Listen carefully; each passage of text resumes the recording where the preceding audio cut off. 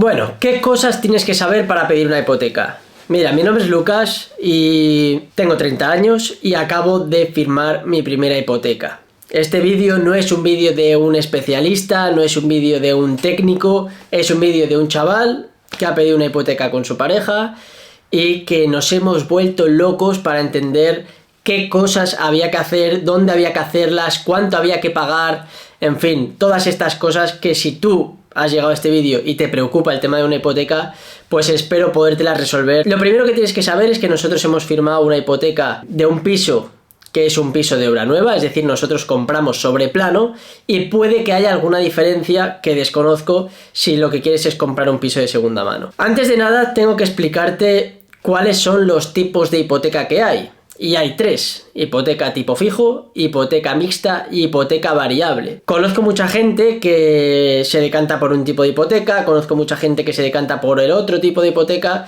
Yo te voy a explicar que nosotros nos hemos decantado por una hipoteca tipo fijo, a pesar de que ahora mismo estamos en un momento donde mucha gente decía que firmáramos mixta. ¿Por qué? Porque es un momento donde los tipos de interés están muy altos. Estoy grabando este vídeo a 12 de febrero del año 2024 y los tipos de interés están altos y por tanto hay mucha gente que dice, bueno, firma mixta, que es mejor. Mira, nosotros somos personas que nos gusta la estabilidad, nos gusta saber qué vamos a pagar a lo largo al mes siguiente, digamos, y por tanto hemos preferido pagar quizás un poquito más todos los meses, pero asegurarnos que pase lo que pase, esta cuota nunca va a cambiar. Diferencias entre tipos de hipoteca. La hipoteca variable básicamente oscila en base a lo que se conoce como el Euribor. El Euribor, no te voy a explicar técnicamente lo que es, pero es unos datos del Banco Central Europeo que van fluctuando. Hay épocas donde está alto, por tanto pagarás más hipoteca, y hay épocas donde está bajo, por tanto pagarás menos hipoteca. Ahora, por ejemplo, hemos estado muchos años con un tipo de interés súper bajo. Te hablo de que igual desde la crisis del 2008 hemos estado con unos tipos de interés muy bajos, pero ahora han empezado a subir. Claro, si hubieras firmado una hipoteca tipo fijo hace 5, 6, 7 años, habrías firmado una hipoteca tipo fijo al 1%, que es un tipo de interés súper bueno. ¿Qué pasa? Que como estaba al cero el Euribor, pues hay mucha gente que dijo, bueno, yo variable porque está tan bajo. Claro, ¿qué pasa? Que ahora a todos les está subiendo las hipotecas porque tenían variable. Bueno, es el riesgo, ¿no? Si eres una persona que te gusta el riesgo y tal, y prefieres que cuando el Euribor esté bajo pagar menos y cuando el Euribor esté alto pagar más, pues la hipoteca variable es tu hipoteca. Si por el contrario eres una persona como yo, que prefieres saber siempre lo que va a pagar, pues tú negocias con el banco tu tipo de interés y a partir de ahí sabes que todos los meses vas a pagar 400, 500, 600 euros, lo que sea. Y pase lo que pase en el mercado, haya crisis, no haya crisis, haya guerra de Ucrania, no haya guerra de Ucrania, tú siempre vas a pagar lo mismo. Y luego está la hipoteca mixta, que la hipoteca mixta básicamente es, bajo mi punto de vista, y no soy experto, un engañabobos, porque lo que te hacen es un tipo de interés muy bajo durante los primeros 3, 5 o 10 años y luego variable. ¿Qué pasa? Que tú, tentado por ese importe tan bueno de los primeros años, quizás aceptas, pero eso significa que dentro de 5 años va a ser variable y no sabes lo que va a pasar dentro de 5 años. Por eso nosotros, aunque nos hayan recomendado la mixta, hemos decidido firmar una hipoteca fija. Cosas útiles que tienes que saber y que son importantes para poder pedir una hipoteca a un buen tipo de interés o que los bancos te ofrezcan un buen tipo de interés. La primera es que los bancos te dan mejores hipotecas si entre la pareja ganáis más de 4.000 euros. Lo digo porque a nosotros nos lo han preguntado un montón. Si entre los dos ganábamos más de 4.000 euros, estábamos en un tramo donde los bancos consideran que eres una familia solvente, por decirlo de alguna manera, y por tanto te dan un tipo de interés más barato. Al final tienes que pensar que el tipo de interés va en base al riesgo que tiene el banco de que no se le devuelva su dinero. Para que lo entiendas fácil, si el banco cree que con tus ingresos vas a tener problemas para devolverle el dinero, te va a cobrar un tipo de interés muy alto. Si el banco cree que le vas a devolver sin problemas el dinero, pues te va a dar un tipo de interés más bajo. Siguiente cosa importante, no tener préstamos. Nos hemos dado cuenta que, por ejemplo, la gente que tiene un coche comprado a plazos antes de tener su hipoteca tiene un tipo de interés peor que si no tienes un coche comprado a plazos. Esto puede parecer una tontería, pero desde los bancos nos lo han dicho mucho. Dice, hay mucha gente que viene a pedir la hipoteca y el mes pasado se compró un coche nuevo a plazos, y claro, esto significa que su volumen de deuda es tan alto que no queremos dejarle el dinero. Por tanto, el tipo de interés se lo subimos, ¿vale? Entonces, si tú estás pensando en pillarte una hipoteca, sobre todo, ahora no es momento de meterte en gastos de otras cosas. Primero firma la hipoteca y luego ya si te tienes que comprar un coche ya te lo comprarás, ¿vale? Pero la hipoteca asegúratela de esta manera. También es muy importante no tener deuda. Es decir, si tú tienes, por ejemplo, otro piso o tienes, no sé, deuda de estudiante o lo que sea, por lo que sea, le debes dinero al banco, mal asunto, mal momento para pedir una hipoteca porque lo tienen muy en cuenta y por tanto es probable que el tipo de interés que vayas a conseguir sea peor que si no la tienes. Y por último, tener unos buenos ahorros. Si el banco ve que tú eres una persona ahorradora, que tienes unos buenos hábitos con el dinero, pues también lo tiene en cuenta y también puedes apretarle un poquito a la hora de pedir la hipoteca. Muy bien, ahora que ya sabes un poquito más sobre los tipos de interés y las cosas que tienes que tener en cuenta para pedir una hipoteca, te voy a explicar todos los pasos que hemos ido teniendo que hacer nosotros para conseguir la nuestra y dónde se tienen que hacer. Obviamente, el primer paso es buscar un piso. En nuestro caso, nosotros buscamos en portales como Idealista, pisos.com y demás, pero nosotros encontramos nuestro piso por Idealista, ¿vale? Bueno, hay infinidad. Si te pones a buscar, incluso puede que haya en tu propio barrio locales que te ofrezcan pisos, o sea, hay infinidad. Si buscas en internet hay infinidad de sitios, pero a nosotros Idealista nos funcionó muy bien. Dejamos nuestro email y nos contactaron súper rápido. La segunda cosa que tienes que tener en cuenta, el segundo paso, por decirlo de alguna manera, es tener el 30% del dinero que te va a costar el piso. Por ponerlo fácil, si el piso cuesta 100.000 euros, vas a tener que tener ahorrado 30.000. Hay mucha gente que cree que con el 20% es suficiente o que con el 10% es suficiente.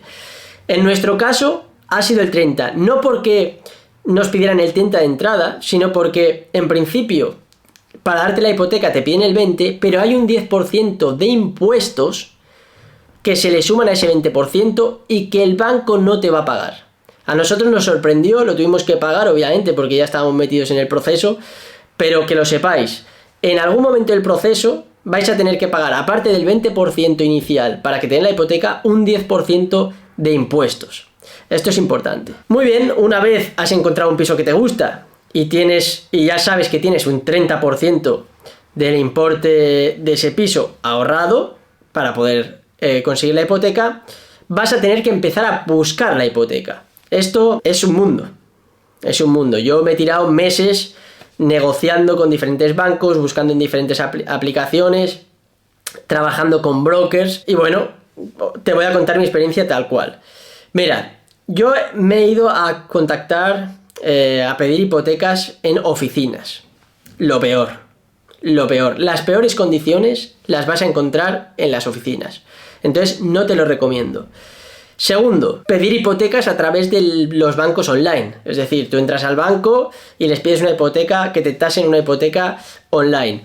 Ahí encuentras mejores opciones que si vas directamente a la oficina, pero aún así las opciones que hemos encontrado nosotros no eran del todo buenas.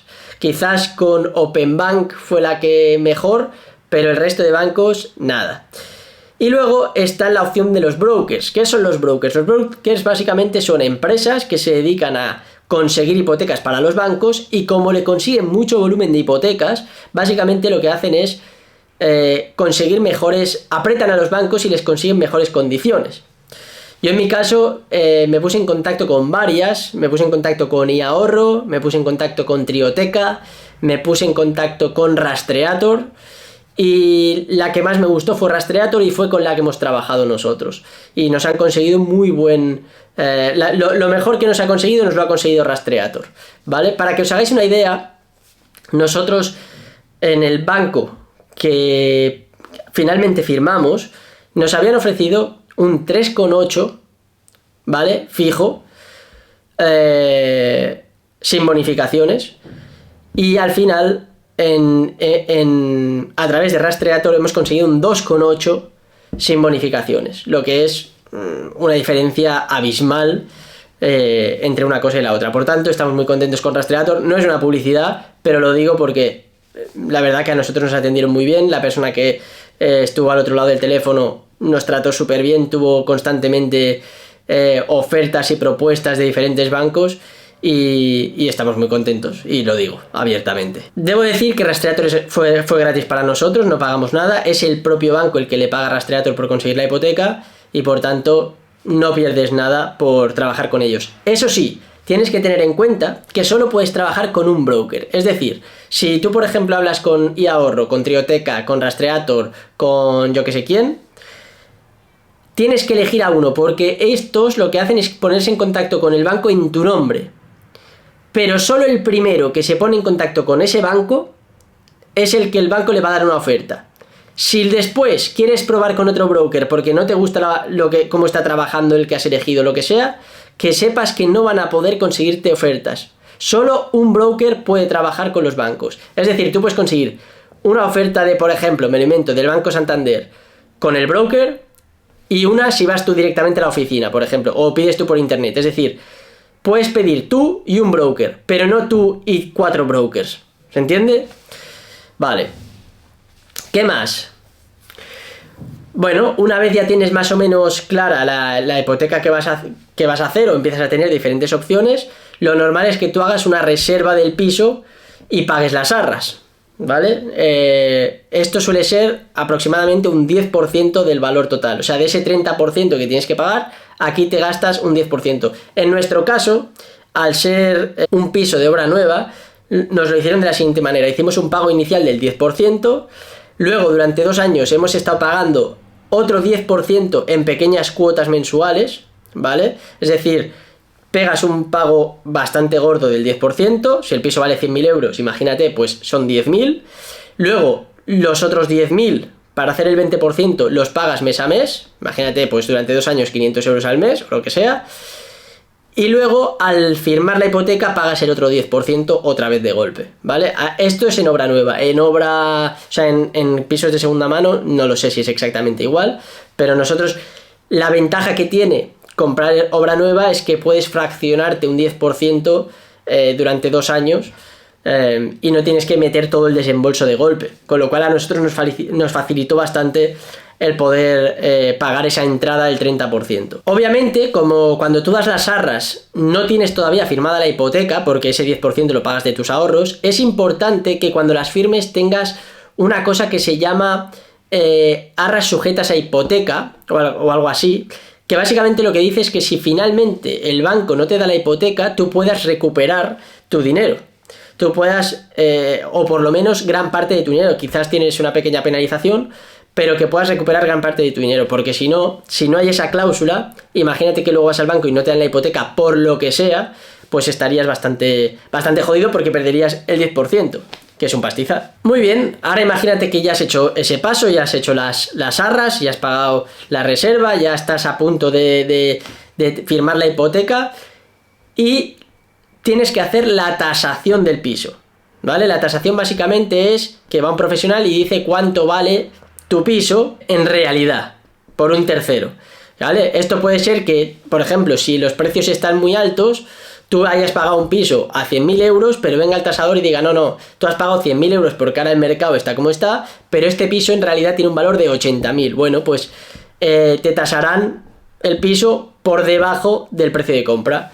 Muchas veces, en nuestro caso, por ejemplo, nosotros compramos el piso, por poner un ejemplo, a 100.000 euros, cuando vinieron a hacernos la tasación, ya el piso valía como un 10% más, ¿vale? O sea, ya casi un 20% más. Es decir, ya nos habían valorado el piso más caro que cuando lo habíamos comprado sobre plano. Claro, obviamente ya está construido, ¿no? Entonces, esa también es otra ventaja de construir, o sea, de comprar en obra nueva.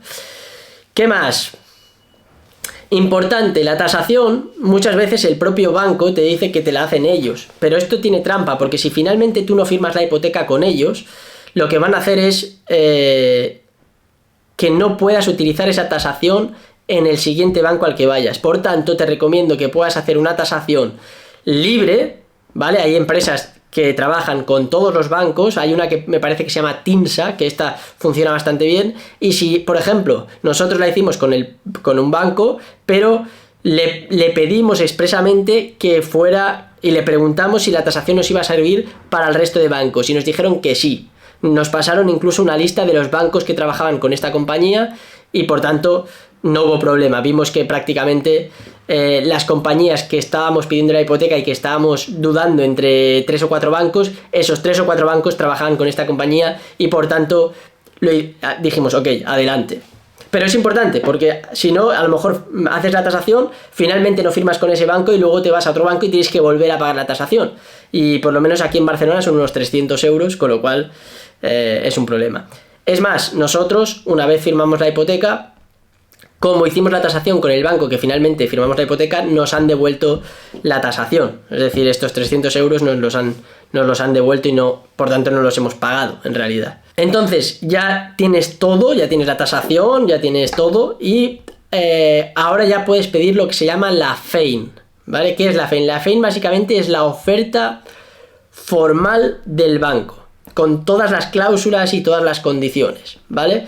Esto es importante porque a lo mejor tú has hablado con alguien por teléfono o te ha dado unas condiciones por correo, pero luego cuando te mandan el documento a lo mejor te ponen otra cosa. Entonces, la FEIN es el documento oficial que vas a firmar. Y entonces, ese documento es oficial pero no es vinculante. Es decir, ellos te mandan la FEIN, tú la recibes y, por ejemplo, si estás dudando entre 3 bancos, pues tú puedes pedir la FEIN de los 3 bancos y con esa FEIN analizas realmente la oferta definitiva de cada banco.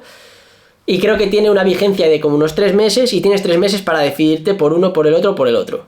¿Vale? Entonces analizas bien y eliges la hipoteca que te vas a quedar. Una vez has firmado eso, vas a hacer el acta de transparencia, que es básicamente ir a la notaría, una notaría que hayas elegido tú, y te leen la FEIN que has elegido. Te la explican, pa' tontos. Te dicen, mira, es esto, tienes estas bonificaciones, tienes esto no sé qué, tienes tal, y te lo van explicando todo.